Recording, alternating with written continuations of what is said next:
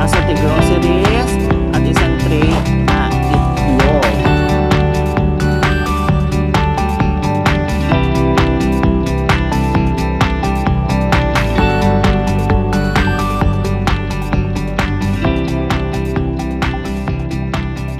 So ayan po mga kabayan, papunta tayo ngayon ng ilog dahil binilikan natin si Ate Annabel dyan.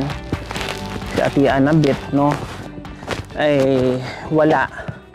Nandoon daw yung buong pamilya sa ilog. Kaya tayo ay bumaba at puntahan natin doon dahil naglalabas sila. Tanghali na, magtatanghali na, bakit hindi pa sila nakauwi? Siguro maraming nilabhan at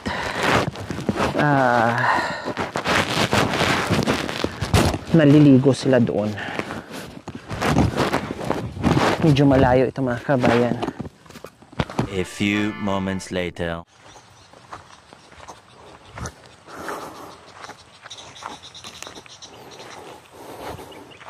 So malapit-lapit na tayo sa ilog mga kabayan. May nakita na tayong sinampay dyan. Kumbaga, dyan sila naglalaba, dyan na rin sila nagsasampay siguro para pag-akyat nila dahil ang layo pa ng mga kabahayan nila, no, para magaan at hindi mabigat iuwi. Pinapatuyo nila dito sa gilid o sa medyo itaas sa ilog, no. Wow, ang sarap pala dito mga kabayan. Oh. Hi! Diyos ko, nandito na pala. Kaya pala wala kayo doon at sabi nandito kayo sa, sa ilog. Sa inyo to? Ito sa inyo yan. Bali, sinampay nyo pala. Sino kasama mo dito, Ate Annabel? Nasaan?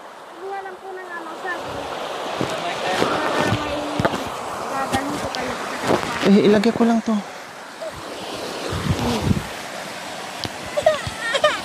Ayan. So ayan po mga kabay, nadat na natin sila. At saka po yung ulam namin po, daan po ng kapalya at saka laing po. Ha? Ito po, laing. Aray ko. Ito po yung ano. Ang init. Ano tong niluluto mo? Laing po. Laing na. Opo. Tapos ito, ano to oh? Ano po, kamuting kahoy. Opo. Niluluto mo. Para meriendahin po ngayon, alas 4. Tapos yung ulam is Ito dahon po. ng Ampalaya po. Ampalaya, Diyos ko mga kabayan. Kaya pala natagalan sila. Ay, pinapatuyo pa nila. Nakita nyo naman kanina, may sinampay sila doon. Tapos nandito. At ang sarap dito mga kabayan, pag naglaba. Yan, asawa mo? Opo. Wow, saan siya galing? Diyan po sa ano namin po. Sa itaas? Opo. Sa bukid namin po. Diyos ko, ay, dahan-dahan kuya, may dala pa kayo. Tapos, ay, ang laki ng mga ano, ay, Diyos ko, ang mga bato mga kabayan, sulit.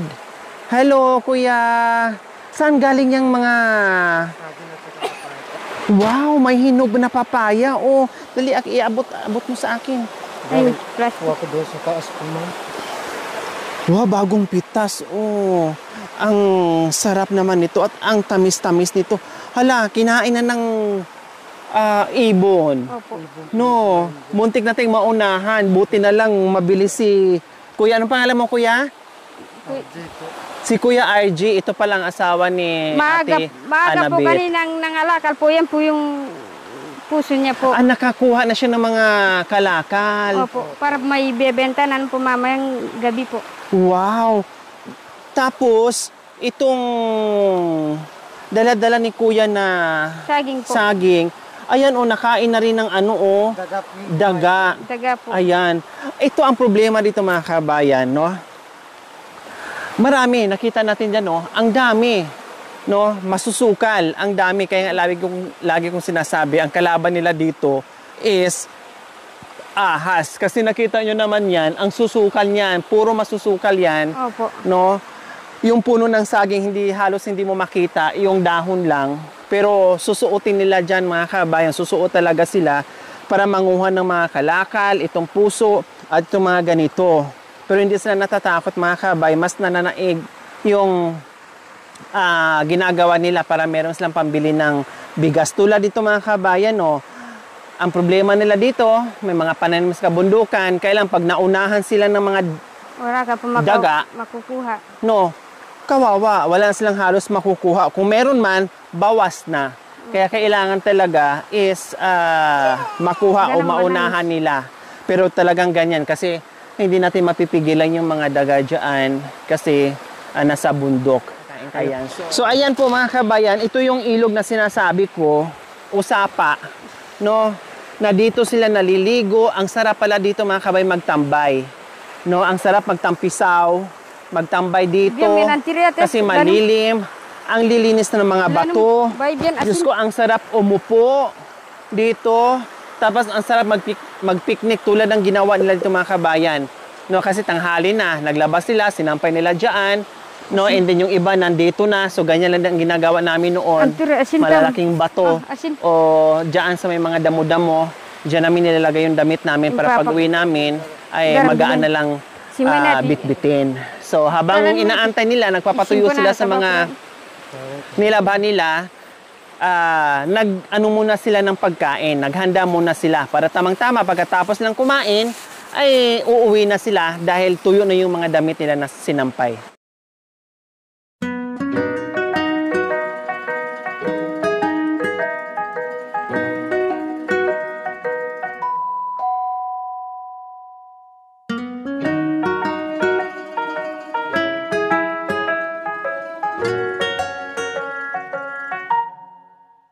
Ito po yung anuin ko para makakain na po.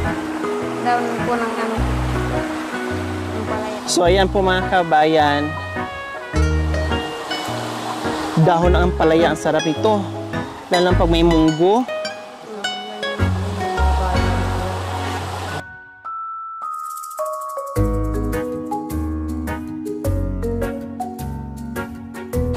Alam niyo po mga kabayan, ang sikreto ng mga katutubong aitas dito sa kabundukan ay ang hilig lang magtanim. Tapos ang madalas lang ulam is mga daon-dahon. No, kaya maliliksi sila at malalakas yung katawan nila kasi puro gulay ang kanilang pagkain dito. Kaya ganyan yung katawan nila, ang liliksi nila. Tulad dito, no? Bitsin at saka asin, ayan, lagi nila yan.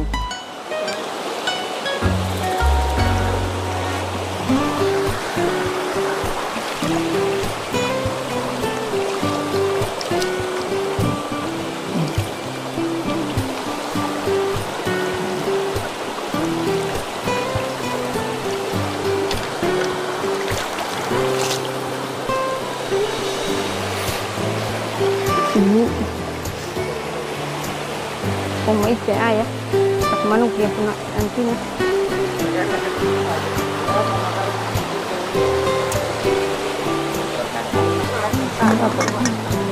Sarap natin. Opo, masarap na po kahit asin at betsin lang po. Masarap na po yung gulay.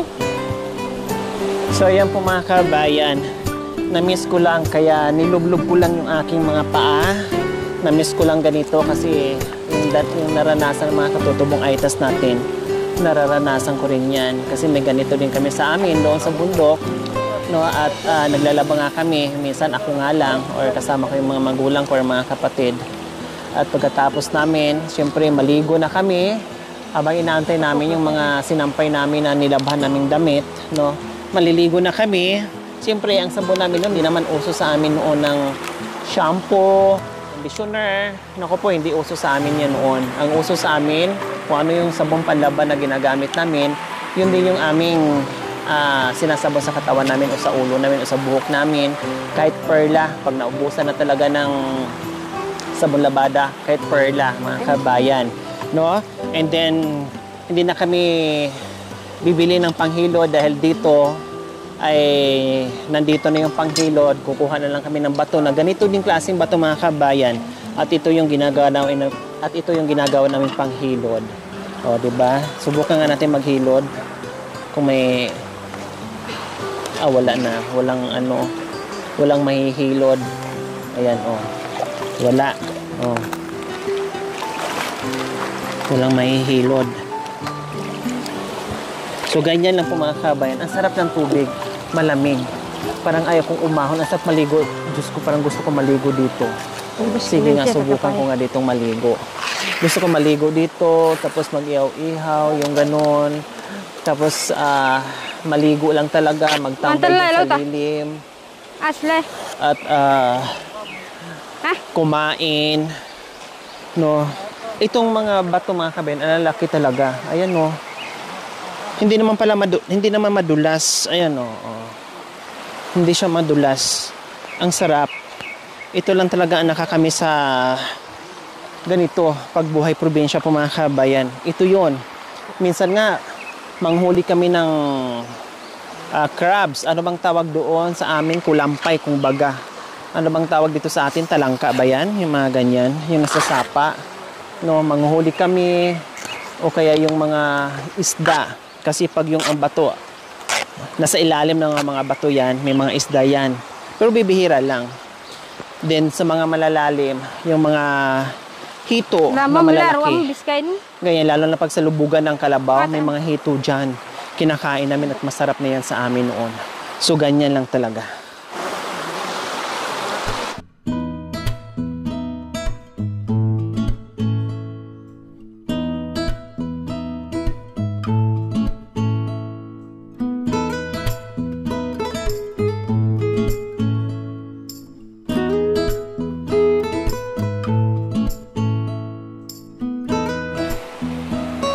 Gasa mo natin, tanggalan natin ng dagta. Si Puli. Ang pinagay Puli.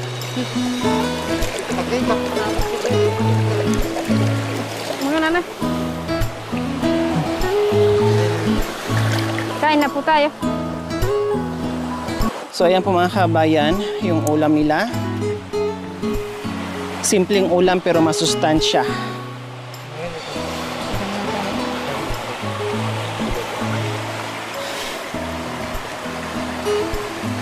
Ay, malambot na nga. Pwedeng iulam to. Alam nyo ba yung ganito, kuya? Inuulam ng tatay ko to pag wala kaming ulam. Yung mangga, papaya, guyabano. Yan. Oh. Yan. Ang sarap naman ito. Buti hindi inubos ng kuya, ng ibon. Fresh na fresh. Diyos ko.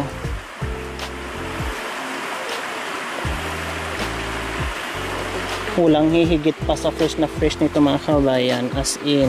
Pakulo na ride. Masarap. Sige po. Ay, masarap po yan, kuya. Yung mga kinakain nyo, nakain ko rin yan. Ang sarap niyan. Ano lang po yung mga kabayang ginawa nila, asin. Ito ha, kain kayo ng papaya ha. Madami yan. Tayo ang kakain. Tulungan nyo ako.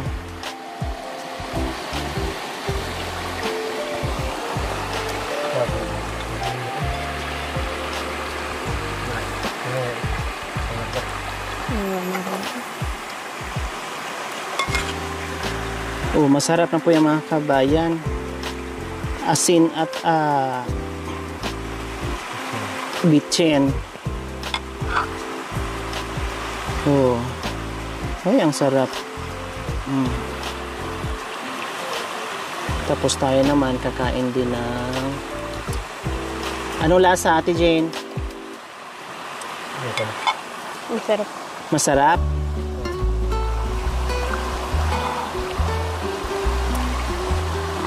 Walang linta dyan, Ate Jane? Wala nga po. Wala?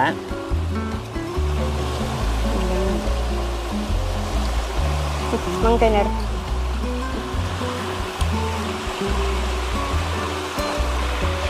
Anong lasa?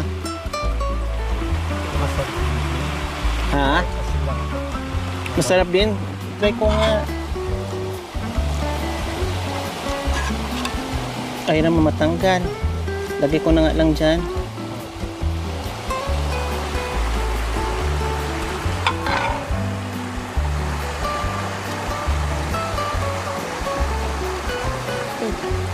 Ang sarap kayo ng laing.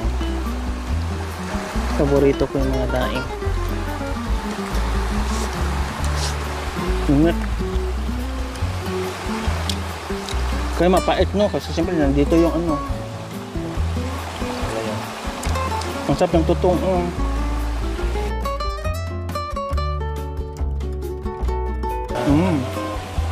Sarap. Kain ka ng ano ha? Ng papaya.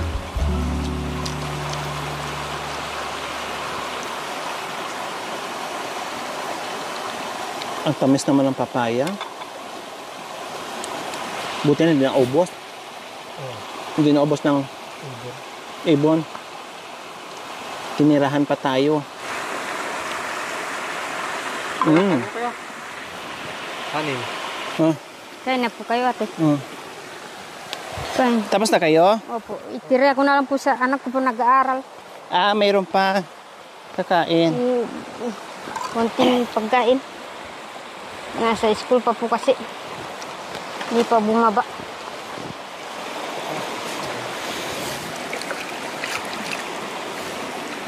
Ayun, kanang kapayan sa bata.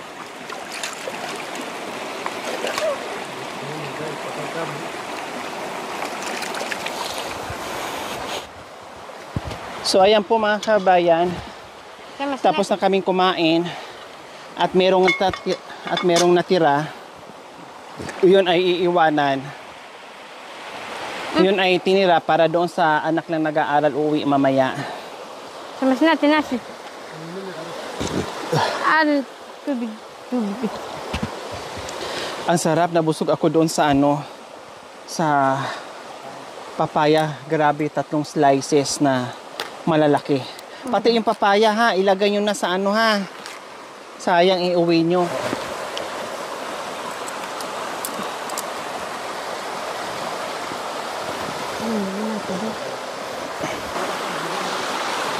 So ayan po mga kabayan, tapos na po sila maglaba at tapos na rin po sila nananghalian. Inaantay na lang po nila yung kanilang sinampay na matuyo para pag akyat nila mamaya hindi na mabigat. So syempre hindi na rin natin sila maantay kasi sabi ni ate uuwi sila mamayang alas 3 pa. So ngayon mayroon pa tayong mga lakad, marami pa tayong pupuntahan. So, iiwan na lang natin sila dito mga kabayan dahil bantayan nila, patuyo pa nila yung kanilang mga sinampay, okay? So, Ate Abet and Kuya RJ, nandito kami kasi mayroon nagpaabot sa inyo para doon sa tatay nyo na pang diaper, no? Nagpaabot po si Ma'am Linda ng 5,000. Kailan po mga kabayan, hatiin ito sa 5 pamilya. So, meron silang tig 1,000 bawat isa. Maraming salamat po sa Ate Abet, 1,000 para doon sa tatay nyo dahil nung unang episode natin, sabi nyo pambili nyo ng diaper. So ngayon, ayan, pambili nyo ng diaper. Bahala ka na maghati doon, no? Ma'am Linda, marami pong salamat po dito. Makakarating po sa tatay ko po to. Kaya maraming salamat po sa mga sponsor na naawa po sa aming mga, kagaya namin pong mga katutubo na wala pong pera. Kaya po bukas po iatid ko po ito sa tatay ko para po meron po siyang pambili ng diaper at saka po gatas.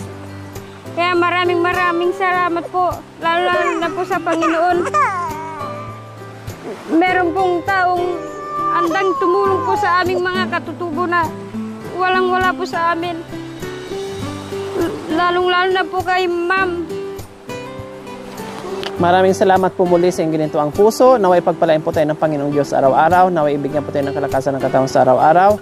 Naway ibigyan po tayo ng mahabang buhay. Pang sa ganoon, marami po tayong matulungan na gaya nila sa mga kabayan. Huwag niyo pong kalimutan, pakishare, subscribe sa aking YouTube channel, Lori Aquino Talita. Maraming salamat po, God bless us all. Bye, Ate Abet and Kuya RJ. Bye-bye, be. Maraming salamat sa tulong.